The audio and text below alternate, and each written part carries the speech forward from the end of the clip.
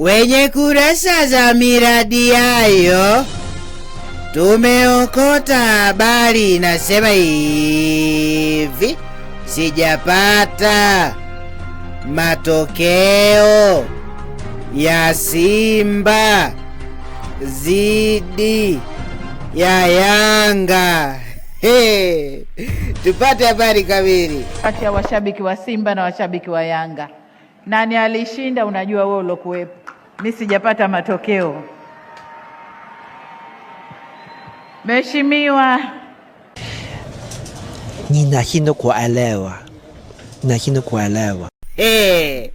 Hivi jamani, kweli matokeo ni swala la kunyimana? Matokeo ni swala la kumnyima rais kweli?